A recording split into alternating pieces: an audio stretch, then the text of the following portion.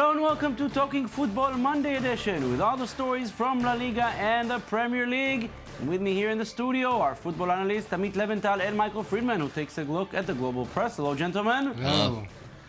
Real Madrid may be the champions of the world, but they're humiliated again and again in their own backyard. The championship race in Spain gets close, but in the Premier League it may be over as Manchester City drop valuable points again. All this and much more coming up right now.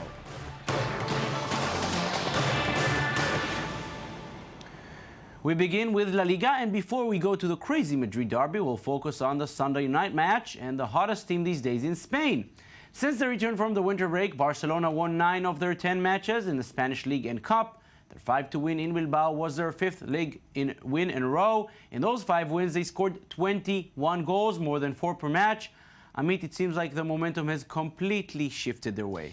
Yes, about a month ago, we spoke about the big issue between Messi and Enrique, and we say that the coach is doomed and things are going very, very bad at Barcelona, and suddenly, the team start to play great, and it seemed that they settled, at last. You see Suarez, Neymar, and Messi, this trio play tremendously well together.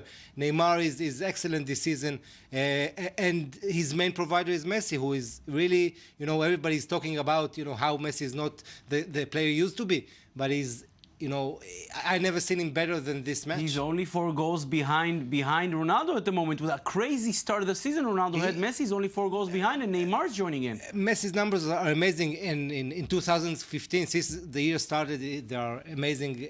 But if you see, across the season, he has 23 goals and 12 assists. By the way, 7 of those are to Neymar. And, the way he affects the game, he's not imposing. He's not, doing anything with force. He's just playing his own game, doing it great. He had 1 goal and like 4 assists. It was 2 assists, but he created all the other 4 goals, and tremendous work. And, when you try to go toe-to-toe with Barcelona, press them high, you play to their own hands. And Bilbao, they cannot compete. And Barcelona, they just... It was their first win in Bilbao since 2010, I think, and it was a master win. So, obviously, a very good night for Barcelona. And now to that crazy Madrid derby. And yes, Real Madrid had to deal without their injured defensive pillars, Pepe and Sergio Ramos, and the Vicente Calderón has turned to be a very tough place for any visitor, and yet nothing can justify this result. We heard Carlo Ancelotti, we heard Ronaldo, they said Real Madrid cannot lose 4-0 to anybody. Yes, but we'll talk about Atletico. Real actually scored in every. They are the only team in the 5 top leagues that scored every match in the league so far this season, until they came to the Vicente Calderón, a stadium in which they already didn't score twice earlier in cup matches this season. So it's amazing they have had only 1 shot on target, and it was in the dying moments by Yaramendi. They looked so fragile. Ronaldo said after the game, we were not fresh mentally and physically, and Atletico looked so hungry. They took every ball. They were first. They just played superbly. And one of the critics about the main critic points about Atletico's game, on Simeone's game, is that they are playing always. They're scoring against the big teams from counterattack and from set pieces. All the 4 goals here were fluent within the play, passing plays, great movements, great football goals. Now, Michael, Diego Simeone obviously had a very good game here for his team. He's not the only Simeone who had a very good weekend. The Atletico manager had a lot to celebrate, but actually his son was someone to really make him proud. He had ESPN headlines show Diego Simeone congratulates son Giovanni for Argentina's U20 win. His son was the top scorer with 9 goals in 10 matches. So he also used a little social media, and he tweeted out the effort and work. I have their rewarded son, enjoy it with the team. So he had a lot to celebrate. And unfortunately, Real, they were not so joyful at the end of the day. The Telegraph headlines read, Real Madrid have nothing to celebrate after Atletico thrashing. Carlo Ancelotti's side experienced a painfully embarrassing loss, something that has not happened to them since 1987 when they lost by 4 goals. So the press, they have more questions than answers at this point, and they're very confused what's happening with this Real side. Yes, and many questions arising after this game. Atletico are obviously on the top of the world, but as strange as it may sound to us now, it was not too long ago when Atletico just could not beat their city rivals. For 14 long years, the Colchoneros did not beat their rich neighbors even once. Real fans were mocking them, saying they're hoping to find a decent city rival. Well, they sure got what they asked for. Michael Friedman with a look at the happier side of Madrid. Spanish supermen Real Madrid may have just found their kryptonite. For years, the Santiago Bernabeu held banners which read, "Wanted, worthy rival for a decent derby." Well, they asked for it, and now they got it. After 14 years of dismantling their neighbors in embarrassing one-sided matches, the roles have now reversed. As the old saying goes, be careful what you wish for, because you might just get it. While Real dominates the world, they can't replicate that performance when they play their crosstown rival. In the last 6 matches between the two sides, Atletico have won 4 times and the other 2 have ended in a draw. So what has changed from the past? One key idol, the passionate and respected Diego Simeone, who's managed to get his players to perform at the highest level. We are looking for the right football characteristics, good combinations and a high velocity and drive. It wasn't easy without Raúl Garcia to have these players for an important match, a very difficult field, but the characteristic for the match was to play with high tempo and good combinations and drive, and to replicate this, and well, that was good enough. With this win, Atletico have now cut the gap to league leaders to 4 points and made this title race even more thrilling. This win also helped Barcelona, who just sit 1 point behind Real. A painful loss for Carlo Ancelotti's side, which is not the type of football he wishes to see. And he knows his team did not show up to play. Today we were second in everything. We lost all our tackles and the ball in all the areas. We didn't have a good game. We didn't have one player that had a good game. Of Real's last 37 matches, they scored in 34 of them, and the only time they couldn't find the net was against Atletico. Simeone's team were the underdogs last year, and despite everything, managed to win La Liga. Real Madrid will have to wait to take their revenge, and they will not underestimate their rivals anymore. I mean, during those 14 years, Atletico had some reasonable teams with Forlan, with Kun Agüero, with Fernando Torres in his early years, and yet they could never beat Real. What is it? Only Simeone? That's the change.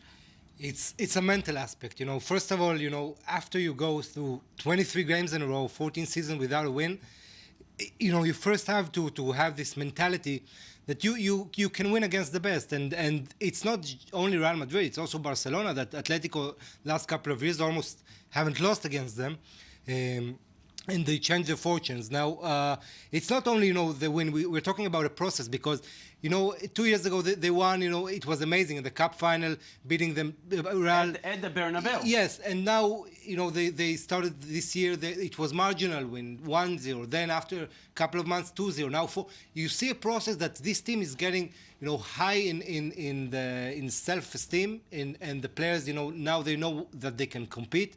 They know that if they play their game to their strengths and they can compete, and not only through set pieces, they can play good football. Atletico played really good, nice football this time. So yeah, they can play, they can match it, and they're still the champions. We all tend to forget that, but they are champions for a reason. And Diego Simeone, he's very, he's very humble.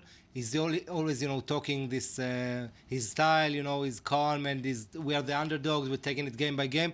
But, to his players, he said, you can beat everyone if you stay together. Push them, that's for sure. Yeah, and he against Real Madrid in the 6 games this year, there were 22 Atletico different players. 22 different players of Atletico played in these games, 8 different scorers. So you see, it's a team. It's a team effort, as they like to say.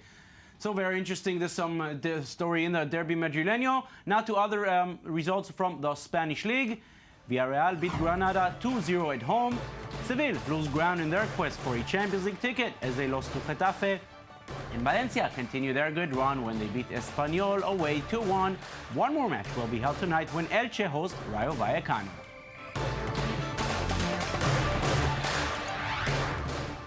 The title race is now close and intense. Real Madrid lead at the top is cut to just 1 point, and this time with no game in hand anymore. The Merengues have 54 points. Barcelona are second with 53.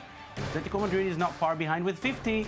Valencia with 44 points go past Seville to grab the 4th place, sending the team from Andalusia to 5th. And even Villarreal is now in the race for a Champions League spot.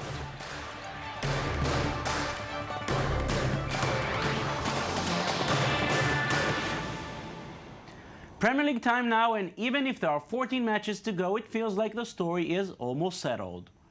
Chelsea came into the weekend with a 5-point lead over Manchester City. The Blues did not have it easy in Birmingham against Aston Villa, but Hazard and Ivanovic made sure they did come home with the 3 points.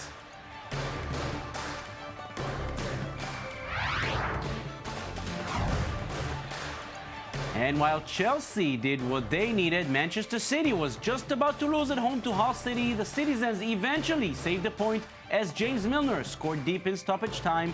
A point may be good in the way this game evolved, but not good at all considering the gap is now up to 7. And manager Manuel Pellegrini knows that his team's offensive performance recently is far from stellar, as they scored just 3 goals in the last 4 matches.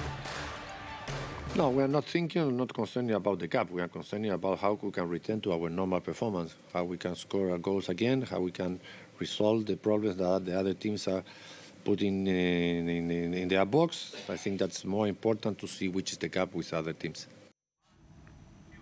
Amit, we're hearing Pellegrini acknowledging his team's offensive troubles. He has to change it and change it soon. If it doesn't happen within the next week or 2 or 3, it may be too late. That's if it's not too late already. Yes, City still has some tough games on the road to play again. A derby against United, Liverpool, I think, away. So they have tough games. But, if they're at the top of the game, they are maybe the best team in the Premier League. So they need to be there. Now, getting back Yaya Toure and Wilfried Bony also from the Cup of Nations can give them, a lift. But, 7 points is something, it's not small margin. And Especially considering the fact that Chelsea do not throw away many points. Yes, Chelsea will still lose points, but they are more solid team. They week after week they're doing the same things. They are not as spectacular as maybe City can be sometimes, but they are doing their job. With their wins, with their mentality, and the Champions League is still coming back in a few weeks' time. So we'll have this changes. It will be difficult for Chelsea players as well as Manchester City players to deal with Champions League football as well in midweek. But City, Kun Aguero's fitness problems, he's always have this, They were great without him, he came back and it doesn't seem to work anymore. Yes, and it's not the first time, he always has these fitness issues, and when he comes back, it's not always the same player. He needs some time to get back. Now, with Wilfried Bony back, we still need to see how they gel in these 2 attackers, great attackers.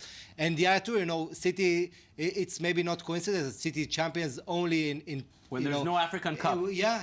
Every 2 years there's an African Cup, and they're not winning the championship, and they're winning it when Toure plays all the season. So there are problems they need to address, and Pellegrini, home form was the key to their champion last season. And it doesn't happen anymore. And this year they're dropping too much Michael, points. what are the players thinking? Is it over? I mean, this was a very positive weekend for Chelsea. The Herald read, Ivanovic rocket sends Chelsea into 7th heaven in the title race. However, the superb defender has warned his Chelsea teammates that they cannot afford to take the foot off the gas despite, running ahead. He said, we don't have the time to relax. There's many more matches left to come. And on the other side, you see City, and the players, they know that they need to step up. James Milner stated that we can't afford any more slip-ups in the title race if they want to compete against Chelsea. And he conceded that Manchester City have, handed Chelsea a massive advantage, but the team will have to work towards this and move forward from here. And we'll follow this race. And in other results from the Premier League, Arsenal's hopes of making it to the Champions League next season took a hit when they lost to the North London derby to Tottenham. Southampton closing on the 2nd place now after beating QPR. And just like their city rivals, Manchester United got a late equalizer to salvage a point in Upton Park against West Ham.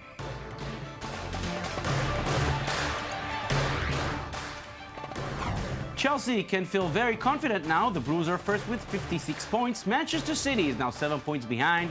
The championship race may be soon over, but the race for the Champions League is boiling hot. Only 3 points separate Southampton in third place from Arsenal in sixth.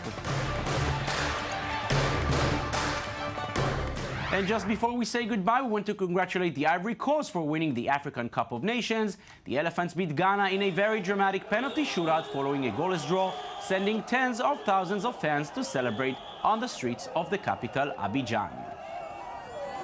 Amit Leventhal, Michael Friedman, thank you very much for joining us. We'll see you again tomorrow. Thank you.